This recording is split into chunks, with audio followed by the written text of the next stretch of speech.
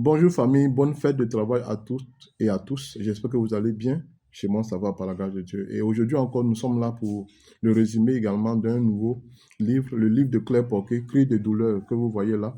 Cris de douleur de Claire Porquet, qui retrace l'histoire d'un jeune boulanger de quartier du nom de Mamadou, qui traverse des moments difficiles puisque étant dans un endroit où il est payé uniquement cosmique, il peine vraiment à joindre les deux bouts et il travaille également dans des conditions difficiles. Mais ce n'est pas cela seulement son problème parce que il est éperdument amoureux d'une jeune demoiselle du nom de Fatimata qui n'est rien d'autre qui n'est personne d'autre que la fille d'un homme riche de la ville. Donc, comment est-ce qu'il va faire déjà pour lui-même d'abord s'en sortir et encore faire accepter sa demande à son beau-père ou à son futur beau-père? C'est là vraiment toute l'équation à laquelle il est confronté. Et l'auteur nous retrace un peu son quotidien dans le village d'Anoumambo dans lequel il vit et également les conditions de vie avec la pollution, les détritus, les amitiés et les, toutes les réalités quotidiennes que nous tous, en fait, nous connaissons, en fait. Et c'est ce que l'auteur, en fait, nous retrace au travers de ce livre-là, Cris de douleur. Et je voudrais partager quelques extraits avec vous, comme je l'ai fait lors de ma dernière vidéo. Soudain, ils entendirent des vociférations qui ont l'air de provenir d'une personne blessée par un animal féroce. On entend la voix à plus d'un kilomètre à la ronde. Ce sont des vociférations par intermittence, comme si la personne recevait une décharge électrique d'une grande puissance. Tous les regards se tournent simultanément vers la direction de la voix pour identifier le personnage. Et c'est un fou que tout le monde découvre. Nos deux boulangers le reconnaissent aussitôt. En effet, ce malade mental a l'habitude de sillonner les environs de la fabrique de pain. Mais aujourd'hui, il est vraiment loin de son quartier habituel. En entendant sa voix, Mamadou, n'as-tu pas l'impression qu'il a enduré toutes les souffrances du monde? En effet, si on ne le voyait pas, on croirait qu'il a la corpulence d'une personne en chair. Pourtant, il est squelettique. Son membre inférieur du côté gauche est le triple de celui de droite. Bien plus, il marche à grandes enjambées en s'appuyant sur celui de droite. Sa main droite soutient la hanche du côté droit et sa main gauche est pointée devant lui comme s'il accusait l'univers de son infirmité. Ce malade mental est infime, il boite. Il profère des paroles incompréhensibles. Il s'exprime sûrement dans sa langue maternelle. Nous ne comprenons pas son langage, mais nous pouvons deviner la profondeur de ses paroles. Peut-être qu'il se demande pourquoi il vit tant de souffrances. Pourquoi est-il seul dans ce monde? Où sont les siens? Que se passe-t-il? Il court et revient sur ses pas. On dirait qu'il veut se débarrasser de ses douleurs. Cri de cœur, lorsque j'ai fini de le lire, je me rends compte en fait que c'est simplement par ce fou-là que l'auteur essaie en fait de nous réveiller et de justement casser justement ce train-train quotidien dans lequel nous sommes tout le temps engagés pour que nous puissions justement faire attention. Parce que vous voyez, mettez-vous un peu à la place de ces gens qui sont assis quelque part en train de bavarder et soudain j'entends un cri de quelqu'un qui déchire l'air et tout le monde se tourne pour regarder et on se voit que c'est un fou qui est en train de crier. Mais en vérité, je voudrais vous poser cette question. Si le fou n'avait pas crié, qu'est-ce qui allait se passer? Il allait passer inaperçu. Personne n'allait savoir qu'il y avait un fou dans les environs, tout simplement.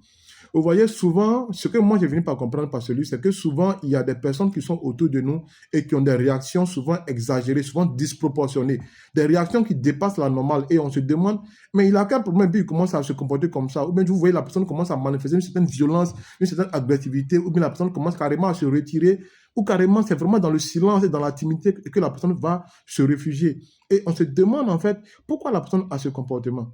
En fait, souvent, la vérité, c'est que c'est juste un cri de douleur que la personne est en train de manifester de ces différentes façons-là. Et la personne à côté de toi, même toi-même, tu as peut-être une certaine façon de pouvoir manifester ce cri de douleur. Quand souvent papa rentre à la maison et qu'il est tout énervé, ce n'est pas contre vous qu'il est énervé, c'est parce qu'il y a un cri de douleur à l'intérieur, il est frustré par rapport à un certain nombre de choses qu'il vit, qu'il travaille peut-être au boulot. C'est pourquoi justement qu'il se comporte comme ça. Quand maman commence à parler de manière agressive, commence à faire des choses, c'est parce que c'est tellement qu'elle travaille des moments difficiles et elle ne sait pas à qui se confier, elle ne sait pas vraiment vers qui aller pour pouvoir justement dissoudre cette douleur qui est à l'intérieur. Donc du coup, cela sort et se manifeste souvent par un cri qui est souvent agressif, qui est souvent incompris.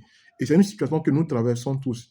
Mais l'auteur quand même prend la peine quand même de relativiser et de simplement dire une chose, que c'est vrai nous traversons tous des moments difficiles. C'est vrai qu'il y a des cris de douleur, les gens traversent beaucoup de choses, mais il y a également des raisons de pouvoir se réjouir, il y a également des sujets de joie ou bien des choses qui permettent de pouvoir justement retrouver de la gaieté dans ce bas monde. Parce qu'au finish, nous ne mettrons jamais fin aux souffrances dans ce monde. Et c'est pourquoi je voudrais lire avec vous une deuxième partie de ce livre avant que nous ne puissions clore ce résumé. Pendant ce temps, les griots continuent de tambouriner en vantant les mérites des autres et des invités privilégiés. Un groupe de musiciens se met en place. D'une voix vibrante et puissante, une chanteuse malinquée entonne une chanson pleine de signification et précipitamment, des danseurs forment un cercle.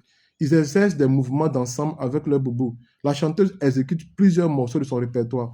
Un autre chanteur prend la relève, c'est une voix caverneuse et très émouvante qu'on entend. Les danseurs se déchaînent en faisant des démonstrations de pas harmonieux, tandis que les grosses marmites distillent dans l'atmosphère l'odeur du mouton, du poulet, du couscous, de fonio et du riz au gras. L'odeur précède le service quelques instants plus tard. La particularité du déjeuner est l'union, la solidarité, la fraternité. En effet, plusieurs plateaux ou de grosses cuvettes sont déposés au milieu des convives. Ce sont des groupes de 6 ou 10 selon la quantité du repas. Mais il faut dire que pour la circonstance, la nourriture est abondante.